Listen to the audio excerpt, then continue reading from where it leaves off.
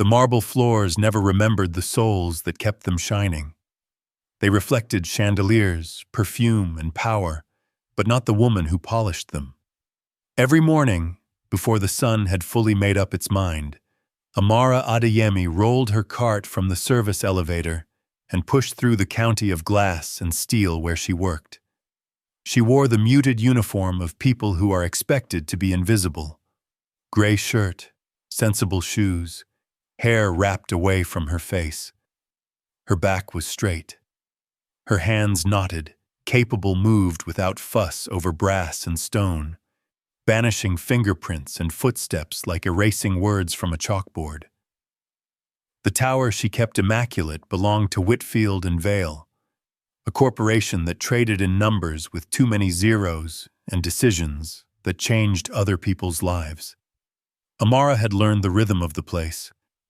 The early meeting flurries, the latte parade at 9, the hush that fell before the afternoon's big announcements, the brittle laughter of people too tired to mean it. The elevator announced floors. Watch faces glowed. Shoes clicked. Keyboards answered. When no one notices you, she had discovered, they forget to guard their faces. Secrets run loose.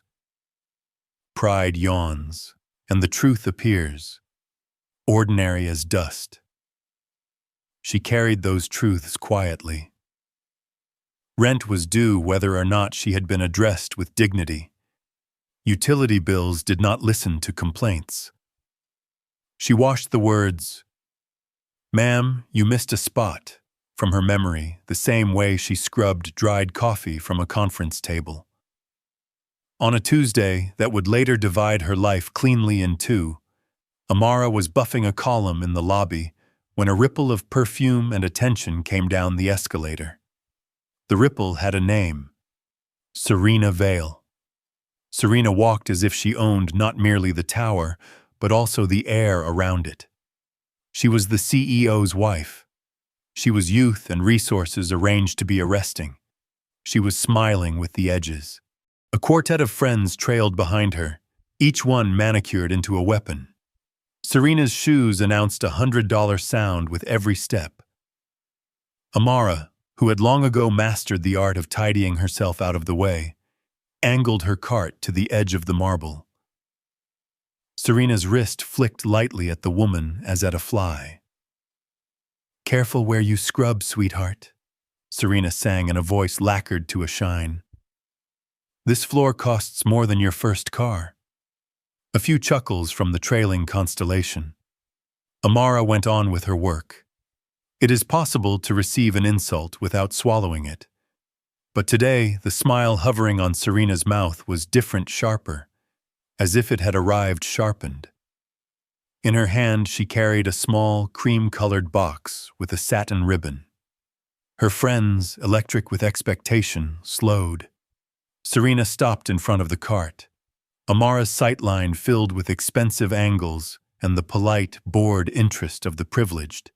"Well, well," Serena said, crossing her arms so that her bracelets sang softly together. "Look who's here." She tilted her head, evaluating the uniform as if it were a bad painting. "Haven't seen you around much, have I?" "Hiding from me?" Amara, who was paid to polish surfaces and, yes, to survive, set her buffer to the side. "Just working, ma'am," she said, not looking up long enough to be told she was looking in the wrong place.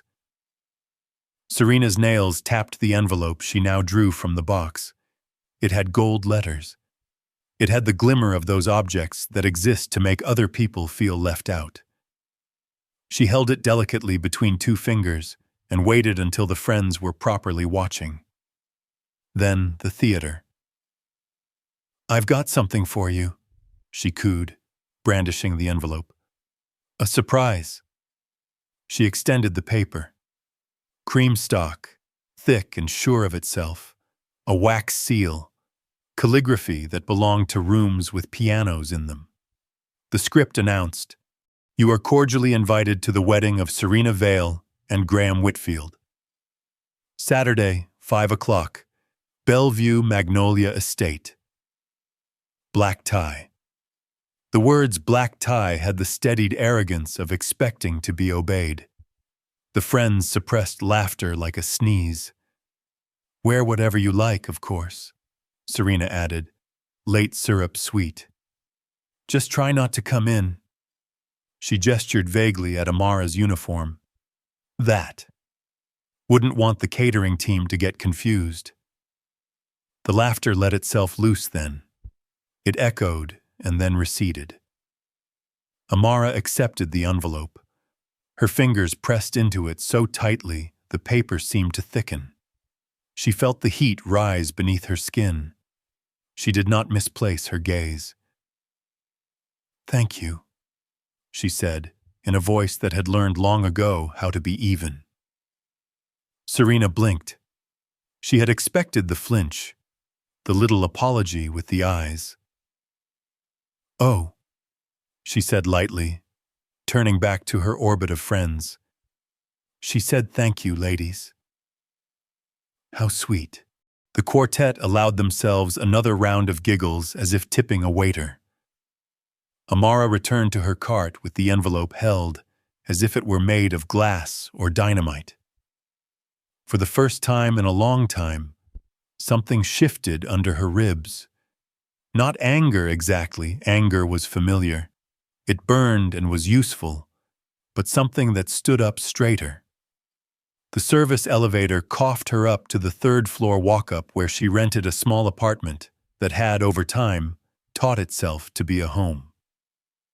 The elevator had been broken 2 weeks, which meant you learned to carry groceries like you meant it. Inside, the humble rooms carried the smells she chose. Vanilla, lemon oil, a memory of coffee. A chipped mug from a thrift store sat drying on the rack. The cheap couch had learned the shape of her after-shift silences. She sat on the bed and placed the envelope on her lap. She ran her fingers over the gold letters, as if the invitation might reveal a kinder message to the touch. It did not. Black tie. She had a black cardigan. She had church shoes with a worn heel. She had rent due.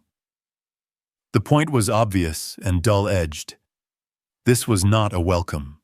It was a trap set with a satin ribbon. She pictured a sea of cameras and eyes arranged to search for a mistake. She pictured the laughter if she dared arrive in the uniform of her reality. She pictured herself absent and felt a deeper humiliation. The humiliation of consenting to someone else's definition of your place. Her eyes lifted to the wall where a frame hung slightly askew. In it, 2 people smiled from a decade that had vanished. A woman with teacher's eyes and a man whose patience had the texture of oak. Her parents. It was an ordinary photo church basement lighting. The woman's hand on the man's sleeve to keep him from squinting, and it wrecked her in the way only ordinary mercies can. She had not cried for a while. She cried now, quietly, with the private economy of someone whose days do not afford theatrics. When the tears eased, she stood, crossed to the closet, pulled from the top shelf a wooden box she had not opened in years. She set it on the bed with the care you give to something that contains both hope and pain. The hinges complained softly. Inside lay another life. There were photographs first. Amara in dresses that glowed under chandeliers. Amara with dignitaries and community leaders. Amara laughing with children in after-school rooms. Amara behind a podium with her sleeves rolled up. There were news clippings. There was a certificate, edges softened by time, announcing Amara Adeyemi, founder and director, Garden District Scholarship Trust. She could not help the small sound that escaped her. That had been her. Not a fantasy, not borrowed. Her father, an entrepreneur who believed commerce and conscience were cousins, had taught her how money could be the hammer that built, or the hammer that broke. Her mother, who could coax possibility out of wary teenagers with a look and a lesson plan, had shown her how to spell respect with both your voice and your time. Amara, their daughter, had believed that if you hold open a door long enough, a generation will walk through. And then, a theft stupid and efficient had unraveled it all. Funds diverted in her name by someone she had allowed too near. Lawyers had come speaking a dialect designed to exhaust you. The foundation's accounts shuddered and went still. The press, hungry and hurried, named her alongside the word scandal, because that's how the naming is done. Before she could prove what she had not done, she discovered what she could no longer do. Doors closed with polite regret. Then the year that took both her parents as if sorrow were contagious. She downsized and then downsized again. When survival visited, it spoke plain. Take the job that is offered. Learn to be grateful no one asks questions you cannot afford to answer. But the photographs did not surrender.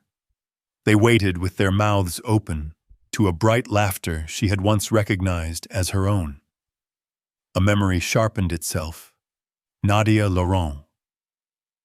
Nadia had been the kind of friend who offers you a ride you did not ask for, a bed you did not think you deserved, a mirror that tells the truth even when you are running from it. In school, Nadia had stitched gowns on borrowed machines and through persistence and taste, transformed fabric into a life. She had moved to Atlanta and grown a studio whose name now appeared in magazines. The last time they had spoken, Nadia's voice had been steady and fierce. If you ever need me, you call. Doesn't matter how much time has passed. Family is not always blood. Amara picked up her phone with hands that trembled more than she wanted them to. The contact was still there. She pressed the call and counted the rings 1, 2. Amara? A voice startled, already warm. Is that you? It's me, Amara said, and discovered her voice was smaller than she'd planned. Nadia, I need no. I don't want to ask for pity. I need a reminder of who I was. Of who I am, you're not a was, Nadia said, and the steel showed under the silk. Stay put. I'm on my way. The black SUV pulled up the next morning like punctuation. The back door opened and Nadia Laurent stepped out, a line of sunlight in tailored wool. She wore sunglasses and a grin that undid time. When she saw Amara on the concrete steps, she let the grin crack into something wetter. You, Nadia said, and in the word was a decade of unsent letters and unslept nights. She pulled Amara into a hug that felt like being told a hard truth by someone who will hold you afterward. You are still the finest woman I know. Amara tried to apologize for the neighborhood, for the narrow hallway, for the old-fashioned stove that heated the apartment unevenly. Nadia waved apologies away like gnats. Show me everything, Nadia said once she had taken off her coat. The photos, the papers, the invitation that thinks it's an invitation. They spread Amara's boxed life across the small kitchen table. Nadia took it in with a quick professional inventory that could evaluate a hem at a glance and a soul in a minute. She pressed her palm to the certificate. She traced the face of Amara's mother in a photo, as if smoothing a wrinkle from the past. How do you want them to see you when you walk through those doors? Nadia asked finally, pen already fished from her bag, sketchbook open. Amara's answer arrived from a deep place. As the woman they tried to erase and failed. Nadia's smile returned, slow and carnivorous. Then we will give them memory and fabric. Structure and mercy. No costume. No apology. I don't have, Amara began, reaching for the arithmetic that governed her days. Nadia, I can't. Don't you do that to me, Nadia said, the pen arcing. Money is a language I speak to clients. To you, I speak sister. Let me do what I was made to do. The day changed shape.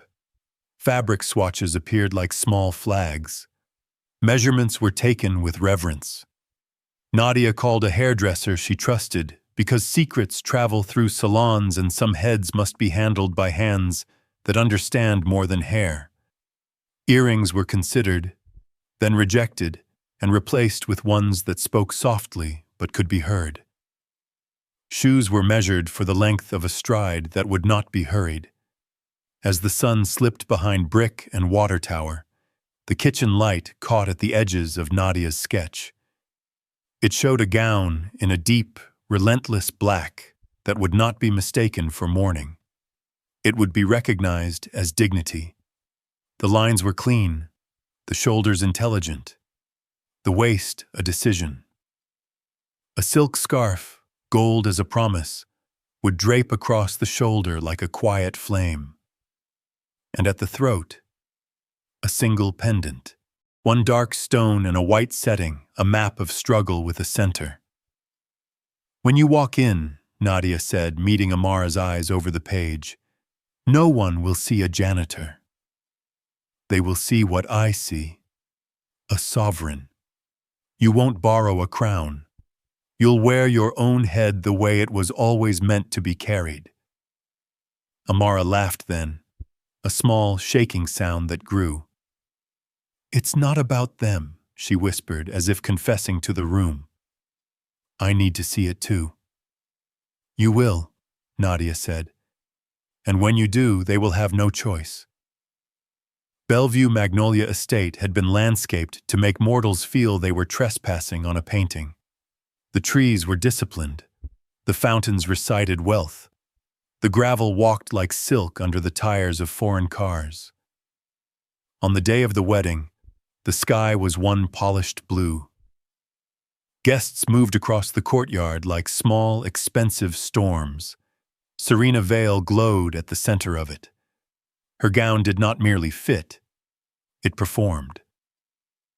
A tiara held its ground against a choreography of hair. Photographers consulted one another in tones of respect. She managed her smile like a brand. When she laughed, heads turned as if called. She had slept little, eaten less, and enjoyed it.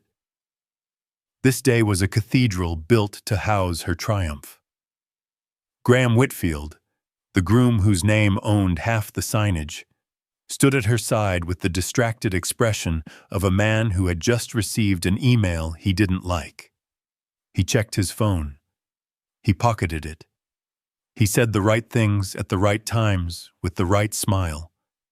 He wore wealth like a second suit and did not yet realize that, in a few minutes, his face would tell the truth he had been avoiding. Do you think she'll actually come? One of Serena's friends whispered, voice small in the wide air. Serena's hand smoothed the tiara by reflex. She knows her place, she said. If she's smart, she'll stay in it. The edge in her voice insisted she would prefer a spectacle. The cars glided up and presented their passengers for judgment. Dresses whispered. Heels confessed. A hush fell without anyone calling for it. A black car, polished to the point of reflection, coasted to a stop at the gate. The driver rounded crisply, opened the door, and stepped back. The first thing the crowd noticed was the sound. Heels that did not hurry. Heels that understood marble. The second thing was the color black, not as absence but as presence, the black of a night sky before fireworks. Then the line. The dress held like an idea finally articulated. Then the woman inside it. Amara stepped from the car and let the air decide what to do with her. She had slept. Her hair was braided into a crown that did not pretend itself into being. It simply announced. The gold scarf rested across her shoulders as if it had always known where to lie. The pendant at her throat found the light, and decided to keep it. She looked forward the way people do when they do not need permission to be present. The courtyard learned the difference between silence and attention. A waiter with a tray of champagne flutes felt his arm stop mid-gesture. A photographer, seasoned against surprise, lowered the camera as if to confess something to himself. Serena turned because every camera had stopped being aimed at her, and faces know these things before minds do. She saw Amara and the laughing mechanism inside her seized. For a heartbeat too long, no one explained the rules to time. Then, movement resumed and rearranged itself around the woman in the black dress. Amara did not search the crowd for a place to fit. She did not arrange her mouth into an apology. She walked as if returning to a room it had locked a decade ago and had now come back to open. Her heels touched the white aisle, and the aisle accepted it. Serena moved toward her with the smile you use to face a difficult guest standing too close to the cake. Graham was beside her, the perplexity on his face now bare. "What a surprise," Serena said, voice wrapped like a gift that was not forgiving. "You really dressed up." Amara tilted her head, letting the pendant catch the afternoon. "So did you," she said gently. "Shame about what money can't buy." A sound rolled through the watchers, a soft intake that became a murmur. Serena's cheeks found color quickly. She opened her mouth, closed it, opened it again. Before she could decide on a retort, a man who had been watching from the periphery stepped forward. He was older, his suit conservative to the point of understatement. His name was Elias Monroe, and he had the look of someone who had traded enough years for wisdom to spend it liberally. He squinted, leaned in, and then his face changed as if a light had been switched on behind it. "Good Lord," he said, not loudly, but with conviction. "That's Amara Adeyemi." The name moved through the crowd the way a rumor travels when it turns out to be true. A few heads turned sharply. Others tilted as if trying to remember what their owners had once promised themselves about kindness. Amara did not flinch from Monroe's gaze. "Yes," she said. "I'm Amara Adeyemi." Monroe's voice warmed in his chest. "I worked with your father. Your mother." He shook his head, undone for a second. "Their work built half the good in my side of town. We've wondered where you went." "Life is a crooked teacher," Amara said, and her voice carried without needing to be raised. "It took me places I didn't expect." But it did not change my name. Graham turned slowly to Serena. He did not need to ask the question. It was already on his face. "What is this?" he murmured, and the polite forms fell from his tone.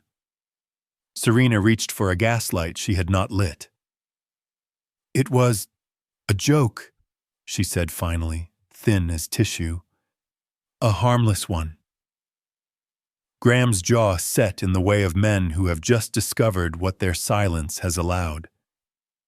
"You invited a woman to be humiliated at our wedding." He did not look at the guests. He looked at his own hands as if they had betrayed him. "Do you know who she is?" "I know exactly who she is," Serena shot back, desperate now. "She's the woman who cleans my—" "That's who she has been doing," Graham cut in, and his voice carried the steel a boardroom hears when a deal is no longer on offer. "That's not who she is." A hush returned, new this time heavy with reckoning. People shifted, eyes sliding toward the staff they had not seen when they arrived. A server lowered his gaze. A security guard straightened and stared somewhere just beyond the horizon to steady himself. Amara lifted a hand, not accusing, simply steadying the air. "This is not a courtroom," she said, "and I didn't come for a trial. I didn't come for revenge. I came to remember myself in front of people who had decided not to see me. Dignity is not issued with a paycheck or revoked with a job title. It is how you carry yourself when nobody is watching, and how you carry others when you think nobody will notice. For a moment, the words hung there, as visible as the chandelier crystals trembling softly in the breeze. Then, somewhere to the left, a pair of hands began to clap. The sound multiplied. It did not crash. It rose. A woman dabbed at her eyes with a napkin embroidered with initials. A young man in a tuxedo looked as if someone had finally named a feeling he'd been carrying. Serena stood in the middle of her triumph and felt it tilt. The applause moved past her, not through her, and something buckled behind her ribs. Her face tightened. The bouquet in her hand became suddenly heavy. She set it down too firmly, and the stems broke with a soft green sound. Without looking at anyone, she turned and walked quickly away, the tiara behind her still conducting a symphony of lights. Nadia had been standing near the entrance, as planned, close enough to step in, far enough to allow the stage to be what it had to be. As Serena passed her in flight, Nadia's gaze didn't even flicker. Her eyes were on Amara, and what they said was not pride exactly. It was recognition. The author of the day's schedule tried to move the ceremony forward.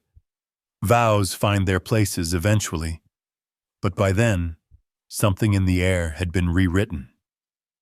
People introduced themselves to the kitchen staff as if it were a new fashion. An investor with a handsome tie approached Amara and said he wanted to speak about scholarships on Monday. A woman whose name was regularly printed in glossy magazines took Amara's hand and said, "If you bring back the trust, my family will stand with you." Amara accepted their words with the polite gravity of someone who has learned that promises are a currency with exchange rates that fluctuate. She did not sign anything with her smile. She nodded and said, "We will talk." Graham found her near the edge of the lawn where the shadows had decided to stay. Up close, the lines at the corners of his eyes told a fuller story than the tuxedo did. He looked as if he had something to say, and as if he had just discovered that most of his words were less necessary than he had imagined. "Ms. Adeyemi," he began. "Amara, I should have known. I should have—" He stopped, exhaled. "I'm sorry." "Mr. Whitfield," Amara said, and she did not make him work as hard as the moment could have made him. "We all miss things when we think the world is functioning because it benefits us. You have a chance to notice now." He nodded, chastened, eyes elsewhere. "If you ever want a meeting about—" "We'll see," she said, not unkindly. "I'm not here to collect favors." She turned, and the crowd parted, not because a path had been prepared, but because people instinctively move out of the way of someone walking on purpose. Nadia stepped into her friend's path and opened her arms without making a spectacle of it. Amara let herself be held for 1 second longer than pride usually allows. "So?" Nadia murmured against her ear, smiling without needing to see an answer. "Was it enough?" Amara looked past Nadia at the lawns, the lights starting their evening shift in the trees, the crowd reconfiguring itself around an invisible lesson. "No," she said, and the word contained both sorrow and resolve. "It's a beginning." "Good," Nadia said, already planning her week in her head. "Let's build something no one can misplace." They walked together toward the car, the dress skimming the path like a note held perfectly. As the driver closed the door, the sky left a last gold handwriting on the horizon. In the glass, Amara's reflection looked back at her, unstartled at last by its own dignity. She did not look like a queen. Queens, after all, are a matter of inheritance. She looked like a woman who had decided no one has to give you a crown for you to carry your head correctly. The next morning had ordinary weather. The news cycle had room for weddings, but not for miracles you could not photograph. Amara returned to the tower with her cart and her keys. The security guard said good morning, with a little extra attention in it, as if he'd been thinking overnight about sentences he had not previously considered. The receptionist looked up fully and then down again, flustered by her own sudden desire to stand. Amara did her work because the world needs work done, even on the days after a woman remembers her name. But at lunch, she took a call from Elias Monroe and heard the seriousness under his courtesy. He wanted to host a small gathering at his office, no cameras, just pledges with pens. She took a call from the magazine woman's assistant and heard the calendar moving like a chessboard. She texted Nadia a photograph of the pendant lying on the kitchen table next to a notepad. Nadia replied with a heart, and then, "We're not done." In the evening, Amara opened the wooden box again, not from longing, but from strategy. She spread the documents out and began to make a list. People who would keep a promise. People who would need to be reminded. A lawyer with a reputation for decency. A banker who owed her mother a favor from 1999 and would pretend not to remember it until she insisted he did. A school principal who had once told Amara that the scholarship money had put 3 of his boys through college, and one of them now taught math in the same building where he'd once fought his numbers like enemies. She wrote long into the ordinary night, until the list stopped, and agreed to become a plan. She slept then, not from exhaustion alone, but from the relief of moving from memory to motion. People like to say that a single moment changes everything. It is one of those sentences that photographs well and collapses under examination. What had changed was not everything. The elevator still broke when it felt like it. Rent still arrived on schedule. There were still days when the sky leaked all afternoon, and you had to choose whether to wear the good shoes anyway. What had changed was the story Amara told herself about the woman in the mirror. And that story changes what you will attempt in the morning. In a month, there was a small reception in a room with more wood than glass. Elias Monroe spoke briefly in the manner of men who find ceremony in brevity. 2 pledges became 5. 5 became 9. A shy young man in a suit too large for him walked in with his mother, one of the original scholarship recipients from years ago, and handed Amara a letter in which he had written how her work had given him a road to walk. When she read it later, alone, a laugh leapt from her and a tear from her left eye, and she did not pick which one to keep. Nadia, tireless, built a quiet army, a photographer who refused to retouch away the strength in girls' shoulders, a copywriter who remembered how to use words for service instead of spin, a stylist who took her day off to teach high school seniors how to knot a tie without feeling trapped by it. Serena Vale continued, in public, to be photographed with imports of sparkle. A story ran about how a vendor failed to deliver the correct orchids for the wedding, and Serena had been so gracious. The story did not mention the woman in black. It did not need to. In certain rooms, certain moments reverberate like a low note you do not hear until your ribs change shape around it. Graham made a call to someone he trusted at a local paper known for getting things mostly right. A piece appeared not about the wedding, but about the return of a scholarship trust, the through line between an old teacher's stubborn hope and a daughter's refusal to bow. Graham did not put his name in the story. He had learned, perhaps, the difference between doing a good thing and being seen doing a good thing. On a late afternoon that carried the scent of rain without delivering it, Amara stopped by the church basement where her mother had once coaxed history facts into reluctant teenagers. The paint on the walls was new, but it did not try to hide the building's age. A group of kids were bent over laptops obtained from a grant that used to be jeopardized every June. Amara stood in the doorway and listened to the music of keys.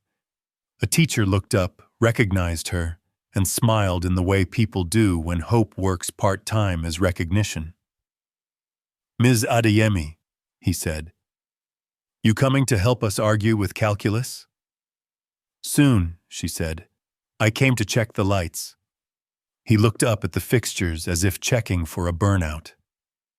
"They're fine," he said, and then caught her meaning and smiled into the floor. "Yes, ma'am." "They are."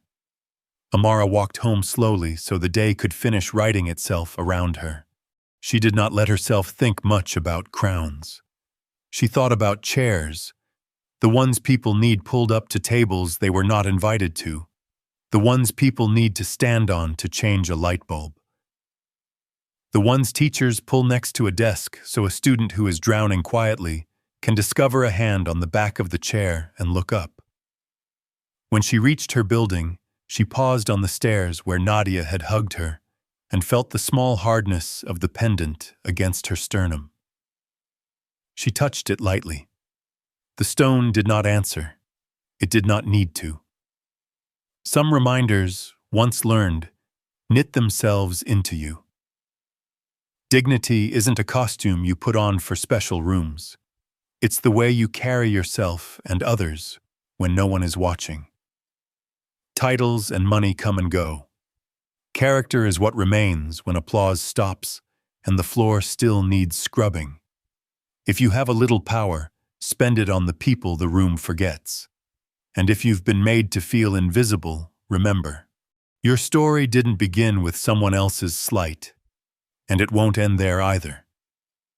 If this story stirred something in you, share a kind word with someone behind the scenes today, and tell us in the comments how you've seen quiet dignity change a room. We'd love to have you along for more everyday miracles. Subscribe to stay close.